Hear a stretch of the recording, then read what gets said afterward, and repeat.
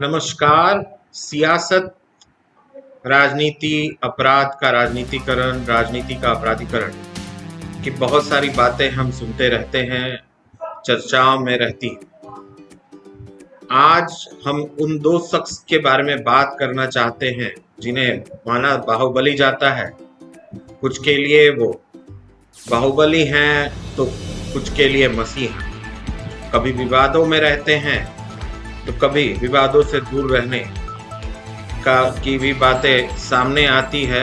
हम बात करने जा रहे हैं बिहार के शाहाबाद इलाके के दो भाइयों की, जो राजनीति में काफी आगे गए, लेकिन उनके सितारे गर्दिश में भी चले गए।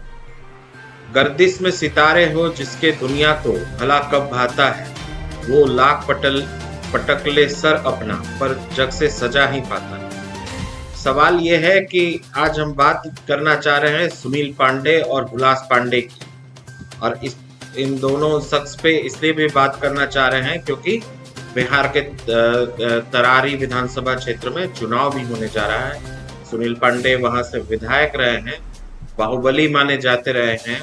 उनके भाई हैं हुलास पांडे जो एमएलसी थे। तो क्या बिहार की ये दो दिग्गज नेता सुनील पांडे, हुलास पांडे राजनीतिक तौर पर हाशिए पर चले गए हैं? कहने के लिए दोनों दिग्गज नेताओं की हर दलों में पूछ है। सुनील पांडे के बेटे की शादी में खुद सीएम नीतीश कुमार पहुंचे तो अनुमान लगाया जाने लगा कि नीतीश कुमार से वो नजदीकियां बढ़ाने का प्रयास करने लगे। फरारी जीवन में पहली बार साल 2000 में समता पार्टी के टिकट से सुनील पांडे ने चुनावी जीत हासिल की। लगातार चुनाव जीतते रहे, लेकिन पिछले 3 चुनाव से तरारी की जनता उनको नकारते रह रही है। माले के विधायक सुदामा प्रसाद से वो मात खाते दिखे। अब सुदामा प्रसाद आरा के सांसद चुने जा चुके हैं। माना जा रहा है कि रामगढ़ और तरारी में एक साथ चुनाव होगा। चर्चा है कि तरारी विधानसभा सीट एक बार फिर बीजेपी के खाते में जा सकती है। कहा यह भी जा रहा है कि सुनील पांडे इस बार चुनाव बीजेपी के टिकट पर अपनी पत्नी गीता पांडे को चुनाव लड़ा सकते हैं। पिछले विधानसभा चुनाव में बीजेपी के कौशल विद्यार्थी ने करीब 13,000 मत प्राप्त किया था। इतने ही मतों से सुनील पांडे को माले के सुदामा ने चुनाव में हराया।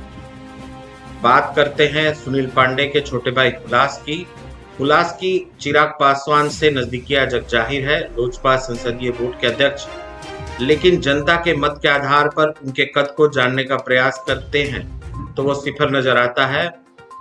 हुलास पांडे बक्सर के ब्रह्मपुर विधानसभा सीट से पिछली बार लोजपा के टिकट पर चुनाव लड़ रहे थे और राजद के शंभुनाथ यादव ने उन्हें 50,000 वोटों से मात दी। ब्रह्मपुर की जनता ने उन्हें नकार दिया। इससे पहले भोजपुर आरा से एक बार उन्होंने स्थानीय प्रतिनिधि के आधार पर होने वाले एमएलसी के चुनाव में जीत हासिल की थी, जिसके बाद के 2 चुनाव में बालू कारोबारी राधाचरण सेठ ने राजद के टिकट पर उन्हें चुनावी शिकस्त दी। शाहाबाद के पूरे इलाके में भूमिहार समाज के दिग्गज नेता का, इन दो दिग्गज नेताओं का समाज के सभी वर्गों पर प्रभाव रहा है। आधार बाहुबल ही रहा, लेकिन इससे दोनों भाई लगातार इनकार करते रहे। रोहतास जिले के नासरीगंज के रहने वाले सुनील पांडे के 3 भाइयों में हुलास राजनीति में सक्रिय हैं, जबकि छोटे भाई संतोष पांडे पूरी तरह व्यवसाय में संलिप्त है। रामानुज पांडे सामाजिक तौर पर लोगों के बीच लगातार देखे जा सकते हैं। एक दौर ऐसा था रोहतास भोजपुर के इलाके में इनकी तूती बोलती थी। सुनील पांडे और हुलास पांडे का चेहरा शायद ही कोई पहचानने का दावा करता। पहली बार विधानसभा में शपथ लेने के लिए पहुंचे सुनील पांडे का चेहरा मीडिया के माध्यम से लोगों के सामने आया। ये वही सुनील पांडे हैं जो मीडिया की स्टिंग में सालों पहले दिखे।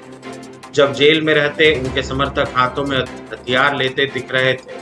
ये वही सुनील पांडे हैं जो पत्रकारों को ठोक देने की बात पटना में कहते देखे गए थे। कहा जाता है कि लालू राज में भी नेताओं की काफी फूस थी। इस तरह के नेता जेल में नहीं रहकर घर पहुंच जाते थे या होटल जैसी वीआईपी व्यवस्था जेल में ही करा लेते थे। इनके पिता कामेश्वर पांडे इलाके में दबंग के तौर पर जाने जाते थे। टेहरी से लेकर नासरीगंज तक उनके विरोधी उनसे भय खाते थे। गाहे बगाए इन दोनों नेताओं को रणवीर सेना के सुप्रीमो ब्रह्मेश्वर मुखिया, बक्सर के बीजेपी नेता ओझा की हत्या की घटना से भी जोड़ दिया जाता है। वहीं केंद्रीय एजेंसियों के छापे के दौरान AK-47 जैसे हथियार की बरामदगी भी पूरे इलाके में चर्चा का विषय बनती है। वैसे इनके समर्थक और ये खुद अपनी किसी भी तरह की आपराधिक वारदात या इस तरह की घटनाओं में संलिप्तता से साफ इनकार करते हैं। कोई शिकवा ना शिकायत ना गिला रखा है, तेरी महफिल में यही पास है वफा रखा है। संसदीय लोकतंत्र में जनता मालिक होती है, गिला शिकवा उससे कोई राजनेता रख नहीं सकता। राजनीतिक तौर पर सशक्त माने जाने वाले कई राजनेता जनता के बीच कई बार धराशायी हो जाते हैं। आकलन करने में कई बार लोगों से चूक हो जाती है। अंत में जनता ही मालिक है, जिसके मत से चुनावी जीत और हार तय होती है। इसी तरह की खबरों और वीडियो से अपडेट रहने के लिए बने रहें हमारे साथ। हमारे YouTube चैनल को सब्सक्राइब और लाइक करना ना भूलें।